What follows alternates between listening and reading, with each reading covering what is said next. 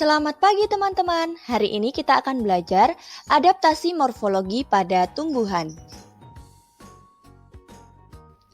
Adaptasi merupakan kemampuan makhluk hidup untuk menyesuaikan diri dengan lingkungannya sebagai upaya untuk mempertahankan hidup. Adaptasi morfologi atau bentuk bisa terjadi pada hewan maupun tumbuhan. Nah, hari ini kita akan belajar adaptasi morfologi pada tumbuhan. Adaptasi morfologi tumbuhan ditandai dengan pertumbuhan atau perbedaan pada bentuk daun, akar, dan batang tumbuhan yang menyesuaikan terhadap lingkungannya. Adaptasi morfologi pada tumbuhan dibagi menjadi 3, yaitu adaptasi xerofit, adaptasi hidrofit, dan adaptasi higrofit. Yang pertama adalah adaptasi xerofit. Tumbuhan xerofit adalah jenis tumbuh-tumbuhan yang hidup di tempat-tempat yang kering dan sedikit air, seperti di gurun pasir atau sabana. Contoh tanaman yang dapat tumbuh di lingkungan ini adalah kaktus. Ciri-ciri tumbuhan xerofit: yang pertama, daunnya tebal, luas daun sempit, bentuknya bersisik atau bisa berubah menjadi duri. Ada juga yang tidak memiliki daun. Hal ini bertujuan untuk mengurangi penguapan. Yang kedua, seluruh tubuhnya sudah termasuk daun tertutup yang dilapisi oleh lapisan katikula atau lapisan lilin. Yang ketiga, batang tubuhnya tebal dan berongga seperti spons, berfungsi untuk menyimpan cadangan air.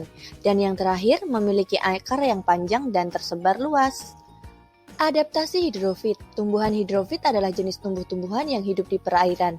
Tumbuhan ini hidup di atas permukaan air dan mendapatkan unsur hara langsung dari air. Contohnya adalah teratai, eceng gondok, dan kangkung. Ciri-ciri tumbuhan hidrofit: yang pertama adalah tumbuhan hidup di atas permukaan air atau mengapung. Tubuhnya berongga. Rongga berisi udara agar tumbuhan tetap mengapung. Daun lebar pada tumbuhan hidrofit membantu tumbuhan tetap mengambang. Contohnya eceng gondok.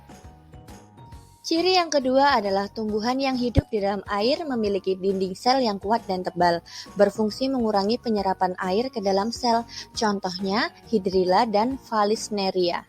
Ciri yang ketiga adalah tumbuhan yang sebagian hidupnya di atas air dan sebagian terendam air. Tubuh dan tangkainya memiliki rongga untuk mempertahankan tubuh bagian atasnya tetap berada di permukaan air. Contohnya teratai dan kangkung. Ciri yang keempat adalah tumbuhan yang hidup di daerah pasang surut, memiliki perakaran lebar dan kuat yang berfungsi agar tetap kokoh bila terkena ombak. Akar tumbuhan panjang dan menjalar ini saling berkaitan antar tumbuhan loh.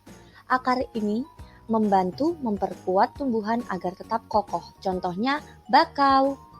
Yang terakhir adalah adaptasi higrofit. Tumbuhan higrofit adalah tumbuhan yang hidup di tempat lembab. Contohnya tanaman paku, keladi, dan lumut. Ciri-ciri tumbuhan higrofit: yang pertama, mampu menyesuaikan jumlah stomata. Stomata berada di permukaan daun dan berfungsi sebagai alat untuk penguapan. Yang kedua, bentuk daunnya lebar, tipis, dan jumlahnya lebih banyak. Semakin banyak daunnya, maka kecepatan penguapan yang terjadi semakin banyak.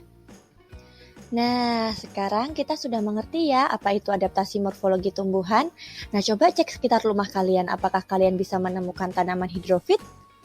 Atau tanaman xerofit? Atau bahkan ada tanaman higrofit juga ya? Ayo coba kita temukan.